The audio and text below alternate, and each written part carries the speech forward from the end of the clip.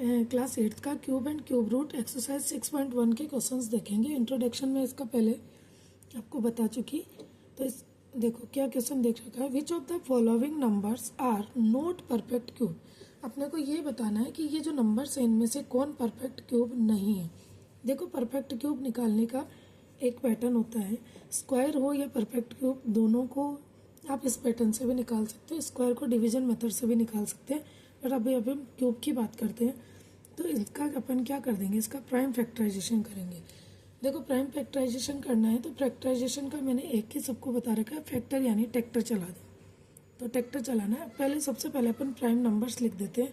Prime numbers क्या होते हैं, 2, 3, 5, 7, 11, 13 इस तरह से होते हैं। तो जो अगर 2 से डिवाइड नहीं होगा तो 3 से करना है, 3 से नहीं होगा तो 5 से करना है, इस तरह से। तो ये प्राइम फैक्टराइजेशन बोलते हैं इनको, कि अगर अपने को डिवाइड करना है और इन्हीं से डिवाइड करना है, इनके अलावा किसी से डिवाइड नहीं करना है, तो वो प्राइम फैक्टराइजेशन नंबर होते हैं।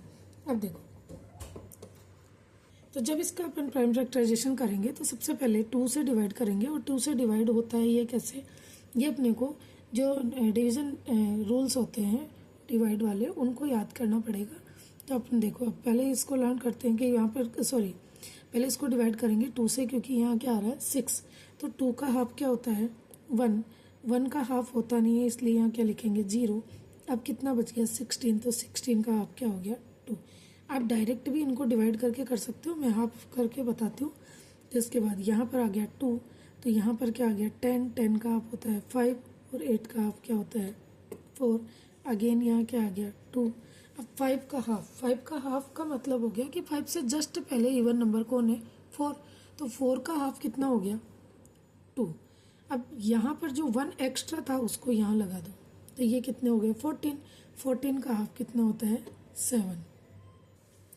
इसके बाद अब 7 आ गया, तो ये 2 से डिवाइड नहीं होगा, लेकिन 2 और 7 दोनों मिलकर कितने हो गए 9।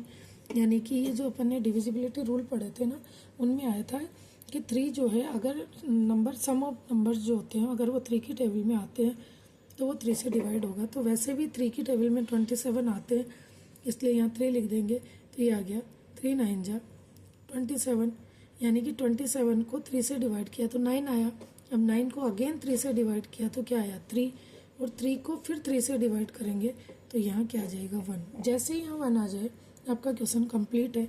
अब यहाँ लिखेंगे 2 1 6 इक्वल 1 2 3, 1 2 3 टाइम्स तो क्या है 2, और 1 2 3 टाइम्स ही क्या है 3। इनको इस तरह से अपन राइट डाउन कर लेंगे। उसके बाद देखो यहाँ पर 3 3 का पेयर बनाना पड़ता है। स्क्वायर में 2 का पेयर बनता है, यहाँ 3 का पेयर बनता है।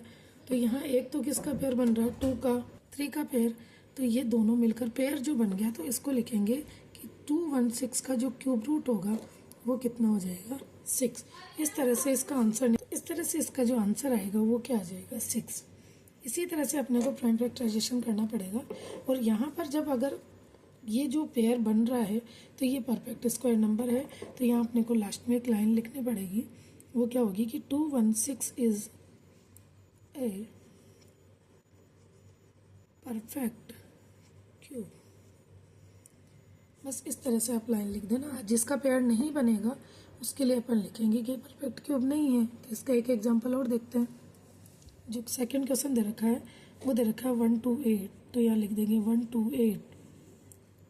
पेयर बनाते हैं तो ये आ जाएगा 2 6 12 का हाफ 6, 8 का हाफ 4, फिर 2 6 का हाफ 3, 4 का हाफ 2 2, 32 का हाफ होता है 16, फिर 2 16 का हाफ होता है 8, फिर 2 8 का हाफ होता है 4, फिर 2 4 का हाफ होता है 2, फिर 2 और 2 का हाफ होता है 1। जैसे ही यहाँ 1 आ जाए तो क्वेश्चन एंड है।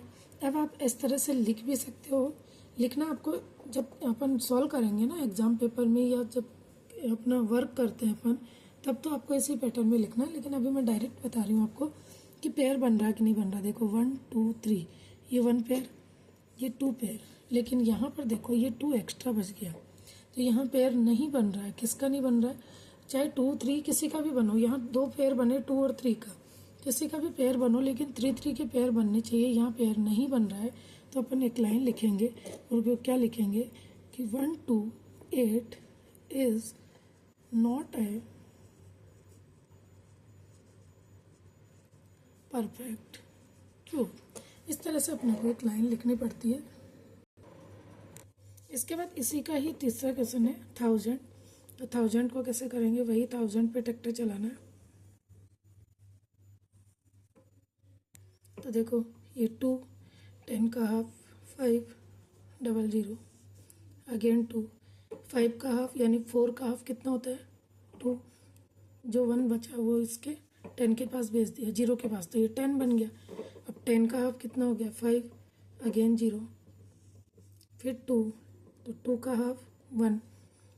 अब ऐसे मानो तो 50 का हाफ कर दो, अदरवाइज वही सिस्टम कि 4 का हाफ, क्योंकि 5 से जस्ट पहले कौन इवन नंबर आता है 4, तो 4 का हाफ 2, कितना बचा 1, ये हो गया 10, ये आ गया।